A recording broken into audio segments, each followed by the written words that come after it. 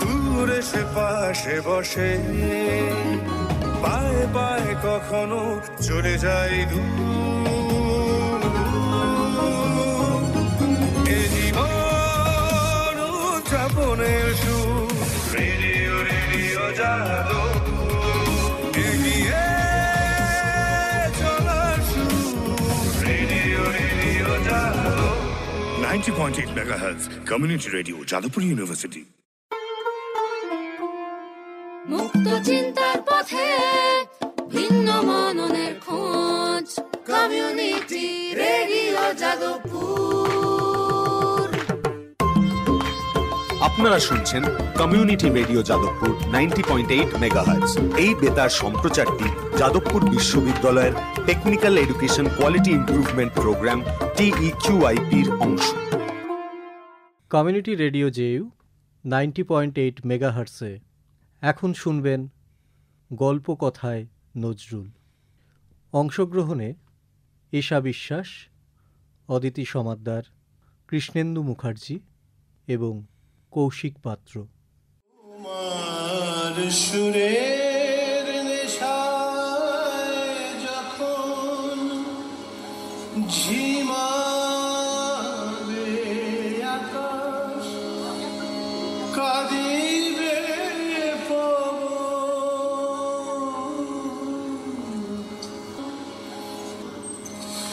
তোমার সুরের নেশায় যখন ঝিমাবে আকাশ, কাঁদিবে পবন, রোদন হইয়া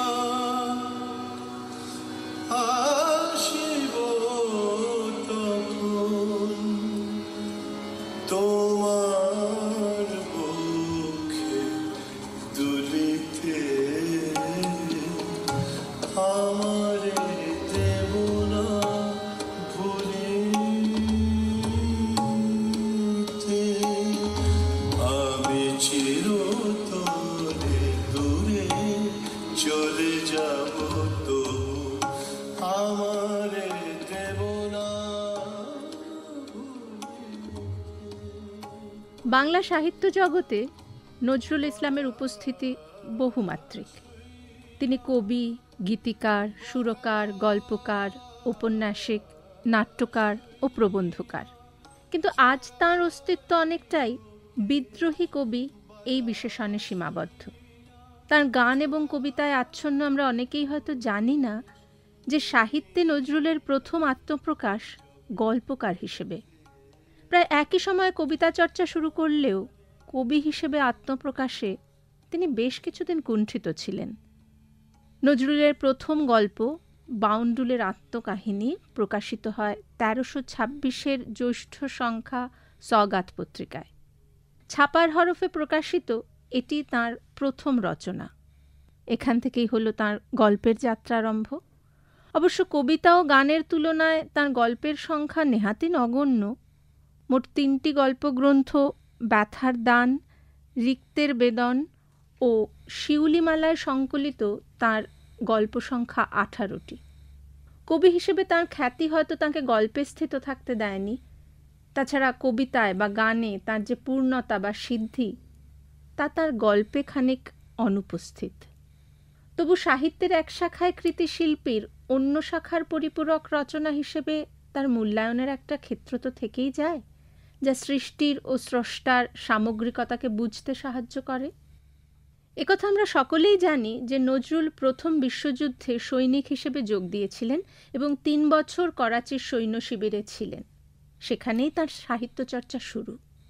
সুতরাং তার তরুণ ভাবপ্রবণ মনে যুদ্ধ স্বাভাবিকভাবেই গভীর রেখাপাত করেছে। তার প্রথম দিকের প্রায় প্রতিটি গল্পেই তাই অনিবার্যভাবে যুদ্ধের উল্লেখ পাওয়া যায়। হেনা গল্পটিতে যেমন দেখি,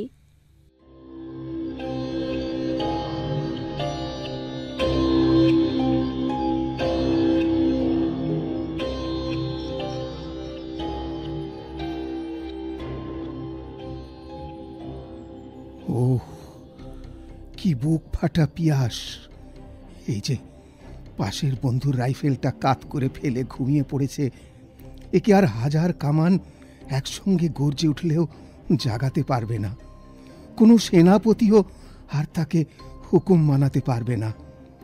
এই 7 দিন ধরে একরোখা ট্রেঞ্চে কাদায় শুয়ে শুয়ে অনবরত গুলি ছোঁড়ায় ক্লান্তির পর সে কি নিবিড় শান্তি নেমে এসেছে এর প্রাণে। তৃপ্তির কি স্নিগ্ধ স্পর্শ এখনো লেগে রয়েছে ওর শুষ্ক শীতল ওষ্ঠপুটে। যাক, যে ভয়ানক পিয়াস লেগেছে এখন আমার, এখন ওর কোমর থেকে জলের বোতলটা খুলে একটু জলটা খেয়ে জানটা ঠান্ডা করি তো। কাল থেকে আমার জল ফুরিয়ে গিয়েছে, কেউ এক ফোঁটা জল দেয়নি।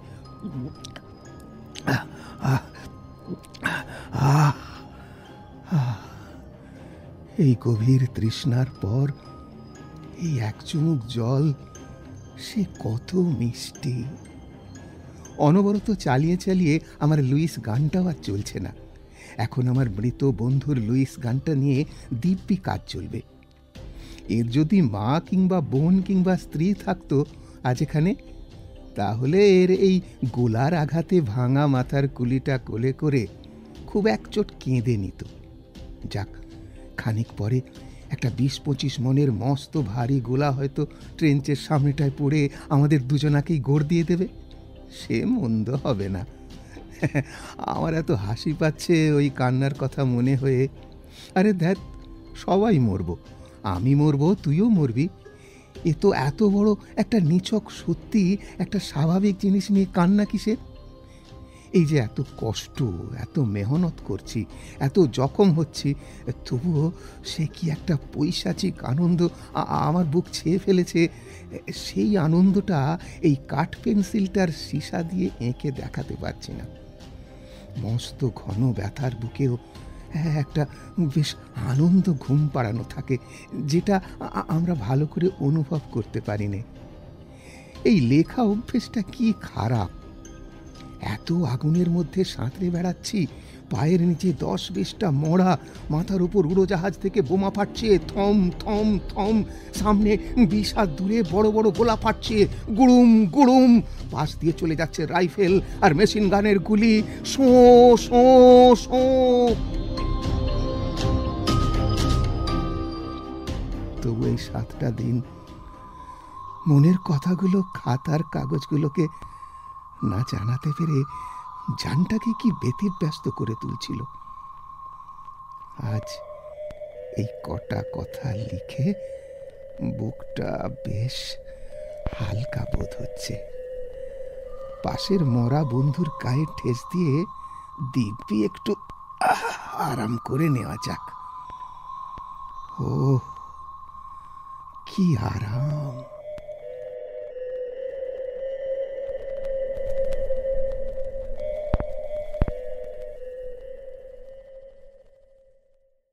নজরুলের গল্প প্রায়শই আত্মকথনের ভঙ্গিতে লেখা। প্রেম ও প্রেমহীনতার কেন্দ্রবিন্দুতে আবর্তিত নজরুলের প্রায় সব গল্পই বিয়োগান্তক।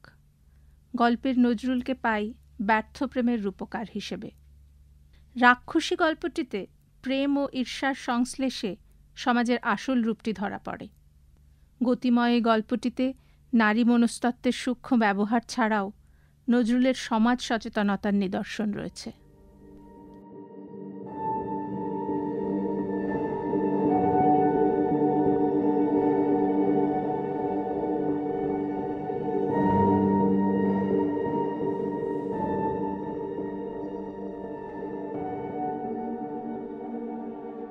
একদিন মাঠ হতে এসে শুনলুম মিনসি নাকি আমার বাক্স ভেঙে জোর করে যা 2-4 পয়সা জমিয়েছিল সব ছিনিয়ে নিয়ে গেছে, একটা কানাকড়িও থুয়ে যায় নাই। আরও শুনলুম আর তার 2-3 দিন পরে নাকি ওই ছুরির সঙ্গে তার সাঙ্গা হবে, সব ঠিকঠাক হয়ে গেছে। সে নাকি ওই সমস্ত নগদ টাকা নিয়ে গিয়ে তার হবু শ্বশুরের স্ত্রীর পাদপদ্মে ঢেলেছে। হায় রে হায়, আমার রক্তের চেয়েও পেয়ারা টাকা, তার এই দশা হলো শেষে। মানুষ এত নিচু দিকে যেতে পারে? তখন ভাববার ফুরসত ছিল না। ওই 2 দিনের মধ্যেই যা করবার একটা করে নিতে হবে, তারপর তো আর সময় পাওয়া যাবে না। ভাবতে লাগলুম কি করা যায়? দেবতার মতো লোক সে তার নরকে নেমে যাচ্ছে এক পা করে, আর বেশি দূরে নাই, অথচ ফিরবার কোনো উপায় নাই। তখন তাকে হত্যা করলে কি পাপ হয়? তাছাড়া আমি তার স্ত্রী, আমারও তো একটা কর্তব্য আছে। আমার স্বামী যদি বেপথে যায় তো আমি না ফেরালে অন্য কে সে ফিরাবে? আর সে এইরকম বেপথে গেলে ভগবানের কাছে ধম্ম তো আমি তো দায়ী থাকবো না। ধরো আমি যদি তাকে এই সময় একেবারে শেষ করে ফেলি, তাহলে তো আর তার কোনো পাপ থাকবে না। যত পাপ হবে আমার। তা হোক, স্বামীর পাপ আর স্ত্রী নেবে না তো কে নেবে? শেওড়া গাছের ভূত। আমি মনকে শক্ত করে ফেললুম। হ্যাঁ, হতেই করব, যা থাকে কপালে। ভগবান, তুমি সাক্ষী রইলে, আমি আমার দেবতাকে নরকে যাবার আগে তার জানটা তোমার পায়ে জবা ফুলের মতো উৎসর্গ করব। তুমি তার সব পাপ খণ্ডন করে আমাকে শুধু দুঃখ আর কষ্ট দাও, আমার তাতেই আনন্দ।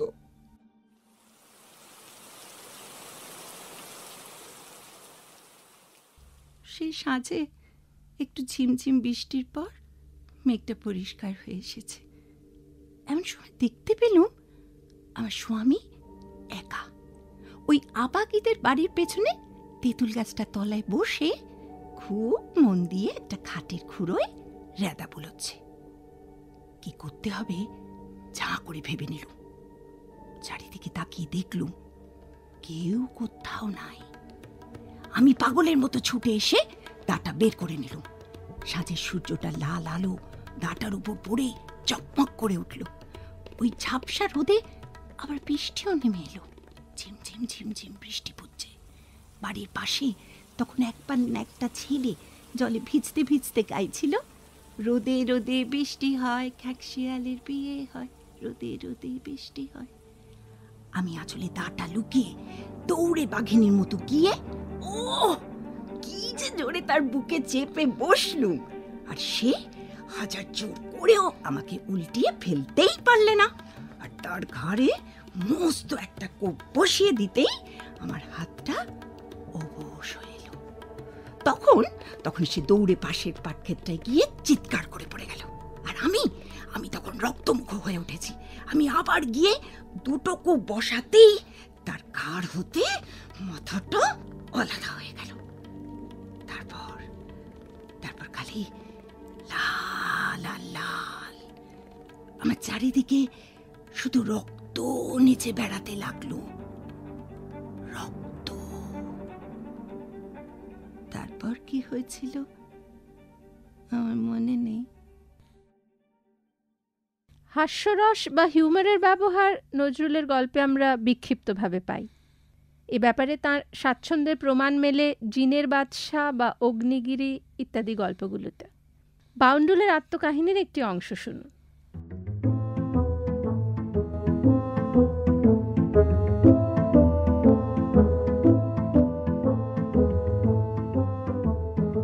একদিন পাঠশালায় বসে আমি বঙ্কিমবাবুর মুচিরাম গুড়ের অনুকরণে ছেলেদের মজলিস সরগরম করে আবৃত্তি করছিলুম। মাননীয় রাধে, একবার বদন তুলে গুড়ুক খাও। এতে শ্রীমতী রাধার মানভঞ্জন হয়েছিল কিনা জানি না, জানবার অবসর পাইনি। কারণ নেপথ্যে ভুজঙ্গ প্রয়াত ছন্দে আরে রে দুর্বৃত্ত পামর বলে হুঙ্কার করে আমার ঘাড়ে এসে পড়লেন সশরীরে আমাদের আর্ক মার্কা পণ্ডিত মশাই। যবনিকার অন্তরালে যে যাত্রার ভীম মশাইয়ের মতো ভীষণ পণ্ডিত মশাই অবস্থান করছিলেন এ নাবালকের একেবারেই জানা ছিল না। তার ক্রোধবহ্নি যে দুর্বাসার চেয়েও উদ্দীপ্ত হয়ে উঠেছিল তা আমি বিশেষ রকম উপলব্ধি করলুম যখন তিনি একটা প্রকাণ্ড মেঘের মতো এসে আমার নাতি দীর্ঘ শ্রবণেন্দ্রিয় দুটি ধরে দেওয়ালের মাথাটায় বিষম সংঘর্ষণ আরম্ভ করলেন। তখনকার পুরোদস্তুর সংঘর্ষণের ফলে কোনো নতুন বৈদ্যুতিক ক্রিয়ার উদ্ভাবন হয়নি সত্য, কিন্তু আমার সর্বশরীরের ইলেকট্রিসিটি যে সাংঘাতিক রকম ছুটাছুটি করেছিল সেটা অস্বীকার করতে পারবো না। মার খেয়ে খেয়ে ইট পাটকেলের মতো আমার এই শক্ত শরীরটা যত না কষ্ট অনুভব করেছিল, তার শালঙ্কার গালাগালির তোড়ে তার চেয়ে অনেক কষ্ট অনুভব করেছিল আমার মনটা। আদৌ মুখরোচক নয় এরূপ কতকগুলো অখাদ্য তিনি আমার পিতৃপুরুষের মুখে দিচ্ছিলেন, এবং একেবারেই সম্ভব নয় এরূপ কতকগুলো ঘনিষ্ঠ সম্পর্কের দাবি আমার কাছে করেছিলেন। জানো তো, পুরুষের রাগ আনাগোনা করে, আমিও তাই। ওইখানেই একটা হেস্তনেস্ত করে দেবার অভিপ্রায়ে তার খাঁড়ার মতো নাকটায় বেশ মাঝারি গোছের একটা ঘুষি বাগিয়ে দিয়ে বীরের মতো শটান স্বগৃহাভিমুখে হওয়া দিলুম। বাড়ি গিয়েও আমি নিজেকে নিরাপদ মনে করলুম না, তাই পিতৃ ভয়ে সেঁধুলুম গিয়ে একেবারে চালের মরাইয়ে। উদ্দেশ্য, এরূপ নিভৃত স্থান হতে কেউ আর সহজে আবিষ্কার করতে পারবেন না। কি জানি কখন কি হয়। খানিক পরে সেই গুপ্তপুর হতেই শুনতে পেলুম পণ্ডিত মশাই ততক্ষণে শালঙ্কারে আমার জন্মদাতার কাছে প্রাঞ্জল ব্যাখ্যা করে বুঝাচ্ছিলেন যে আমার মতো দুর্ধর্ষ বাউন্ডেলে ছোকরার লেখাপড়া তো ক অক্ষর গোমাংস, তদুপরি গুরু মহাশয়ের নাসিকায় গুরুপ্রহার ও গুরুপত্নীর নিন্দাবাদ অপরাধে আপাতত এই দুনিয়াতেই আমাকে লকুঠুঁটোর মতো চাটু হস্তে মাছি মারতে হবে, অর্থাৎ কুষ্ঠব্যাধি হবে। তারপর নরকে যাতে আমার স্পেশাল শাস্তির বন্দোবস্ত হয়, তার জন্যেও নাকি তিনি ঈশ্বরের কাছে প্রার্থনা করে ঠিকঠাক করতে পারেন। প্রথমত অভিশাপটার ভয়ে একটু বিচলিত হয়ে পড়েছিলাম। গুরুপত্নীর নিন্দাবাদ কথাটা আমি প্রথমে বুঝতে পারিনি, পরে অবগত হলুম পণ্ডিত মশায়ের অর্ধাঙ্গিনীর নামও নাকি শ্রীমতী রাধা, আর তাঁর একাধটু গুরু খাওয়ারও নাকি অভ্যেস আছে। অবশ্যই সেটা স্বামী দেবতার অগোচরেই সম্পন্ন হয়। আমি নাকি তাই দেখে এসে ছেলেদের কাছে স্বহস্তে গুরুক সেজে অভিমানিনী শ্রীমতী রাধার মানভঞ্জনার্থ করুণ মর্মস্পর্শী সুরে উপরোধ করেছিলুম, মানময়ী রাধে, একবার মুখ তুলে গুরুক খাও। আর পণ্ডিত মশাই অন্তরাল থেকে সব শুনছিলেন। আমার আর বরদাস্ত হলো না, চালের মরাই থেকেই উসখুস করতে লাগলুম। ইতিমধ্যে গরমেও আমি রীতিমতো গলদঘর্ম হয়ে উঠেছিলুম। আমি মোটেই জানতুম না পণ্ডিত মশাইয়ের গিন্নির নাম শ্রীমতী রাধা, আর তিনি যে গুরুক খান তা তো বিলকুলই জানতুম না। কাজে এতগুলো সত্যের অপলাপে মাথা ঠিক রাখতে পারলুম না। তুলুক করে চালের মরাই হতে পিতৃ সমীপে লাফিয়ে পড়ে আমার নির্দোষিতা প্রমাণ করবার জন্যে অশ্রুগদগদ কণ্ঠে অকাট্য যুক্তি প্রমাণ প্রয়োগ করতে লাগলুম। কিন্তু ততক্ষণে ক্রোধান্ধ পিতা আমার আপিল অগ্রাহ্য করে ঘোড়ার গোগালচির মতো আমার সামনের লম্বা চুলগুলো ধরে দমাদম প্রহার জুড়ে দিলেন। বাস্তবিক সেরকম প্রহার আমি জীবনে আশা করিনি।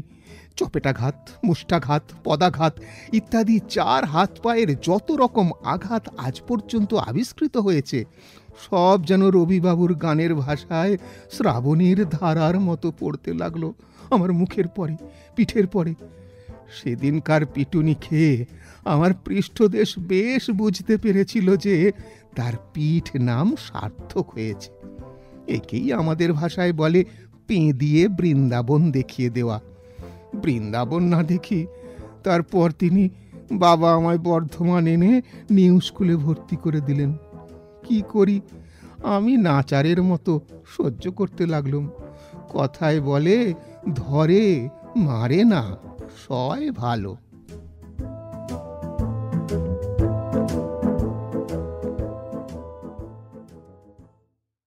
শিউলিমালা গল্পগ্রন্থের গল্পগুলি অনেক পরে রচিত। সে সময় নজরুল কবি হিসেবে খ্যাতির শীর্ষে। অধিকাংশ কাব্যগ্রন্থ প্রকাশিত হয়ে গেছে। তাঁর সমস্ত গল্পের মধ্যে বিষয় ভাবনায় একেবারে ব্যতিক্রমী শিউলিমালা গ্রন্থভুক্ত পদ্মগোখ্র গল্পটি। প্রাণী হৃদয়ের সঙ্গে মানব হৃদয়ের সংযোগ স্থাপনের যে দৃষ্টান্ত আমরা প্রভাত কুমার বা শরৎচন্দ্রের রচনায় পাই, তারই অনুরণন শুনি এই গল্পে।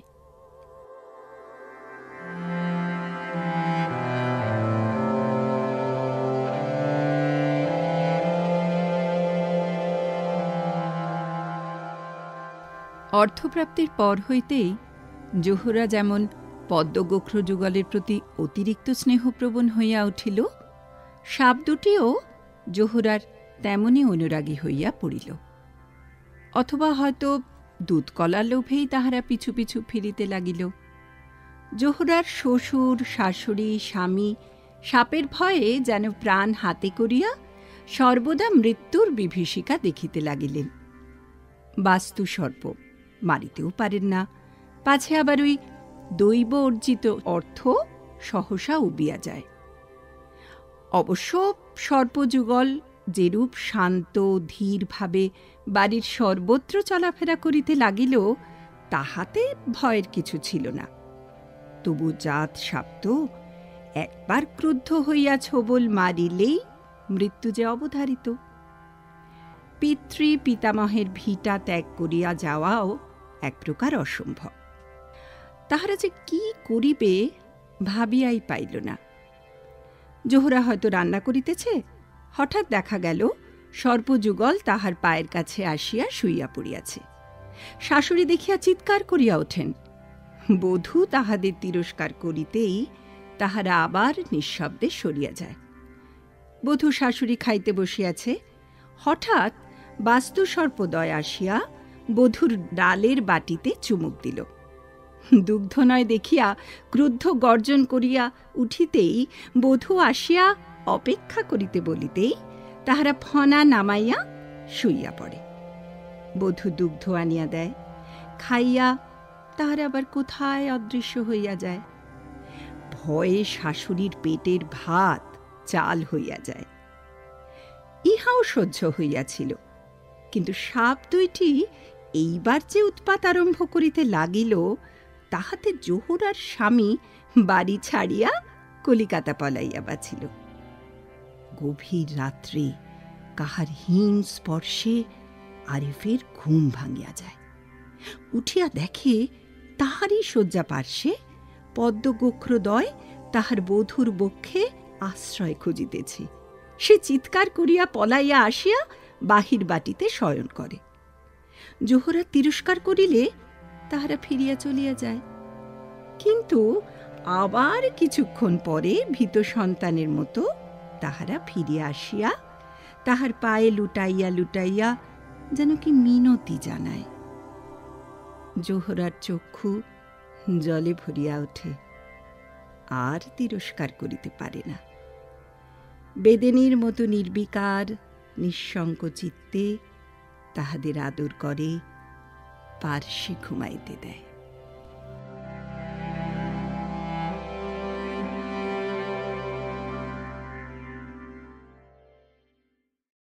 নজরুলের কবিসত্তার উপস্থিতি প্রবলভাবে লক্ষ্য করা যায় কথা সাহিত্যে, তাঁর গল্পে।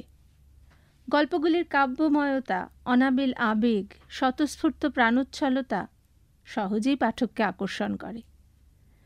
তাঁর গল্পের ভাষা বহু ক্ষেত্রে যেন গদ্য শরীরের নিটোল কবিতা। মেহেরনেগার গল্পের এই অংশটিতে কবিতা শরীর মূর্ত হয়ে উঠতে দেখি।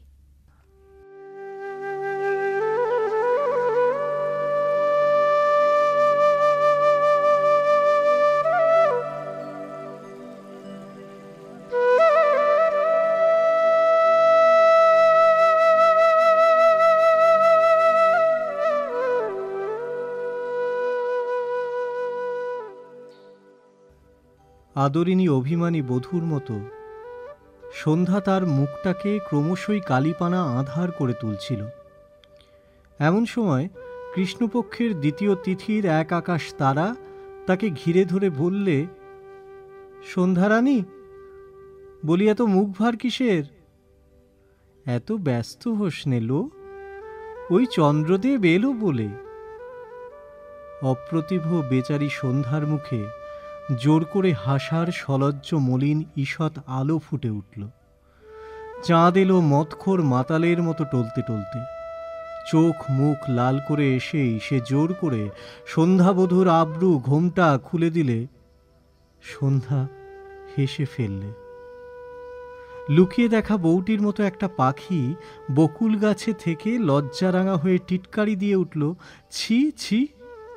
তারপর চাঁদে আর সন্ধ্যায় অনেক ঝগড়াঝাটি হয়ে সন্ধ্যার চিবুক আর গাল বেয়ে খুব খানিক শিশির ঝরবার পর সে বেশ খুশি মনেই আবার হাসি খেলা করতে লাগল।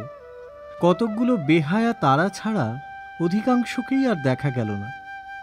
আমার বিজন কুটিরে ফিরে এলুম। চাঁদ উঠেছে, তাই আর প্রদীপ জ্বাললুম না।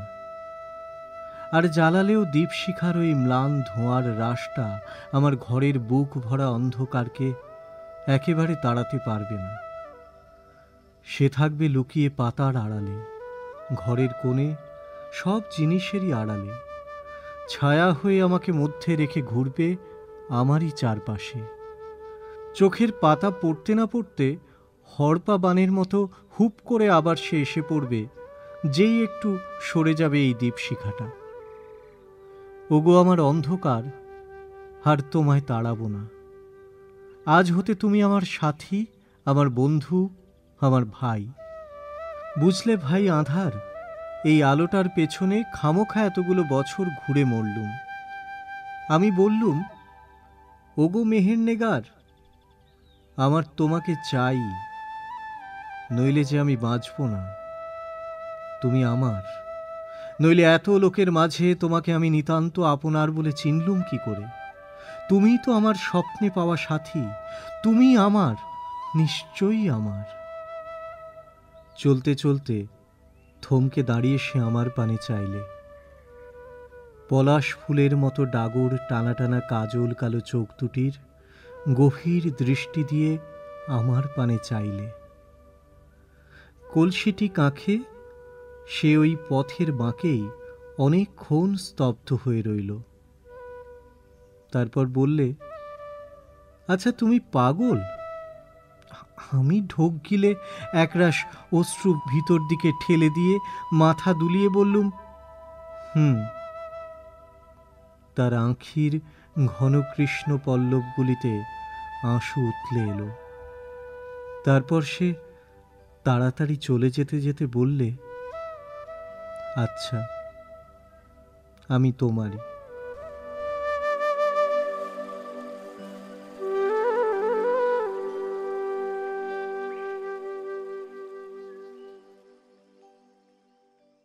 এখানেই কবি নজরুল অতিক্রম করে যান গল্পকার নজরুলকে। সমস্ত গদ্য রচনা ছাপিয়ে তাঁর কবিসত্তা প্রকাশিত হয়। আলো ও প্রেমের কাছে আত্মসমর্পণের আজন্ম লালিত আকাঙ্ক্ষা নিয়ে প্রকাশিত হন ব্যক্তি নজরুল।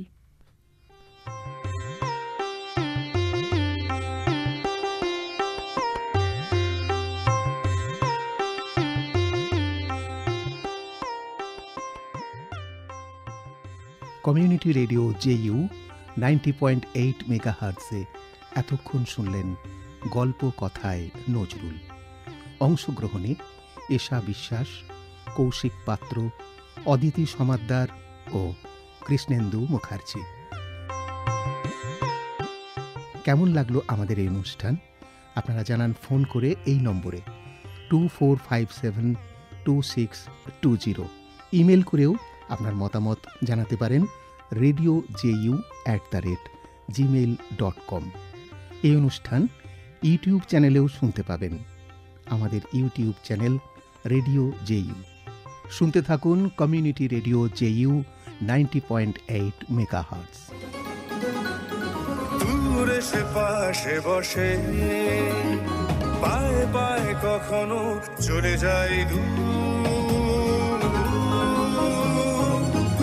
এ জীবন উদযাপনের সুর, রেডিও রেডিও যাদবপুর। এগিয়ে চলার সুর, রেডিও রেডিও যাদবপুর।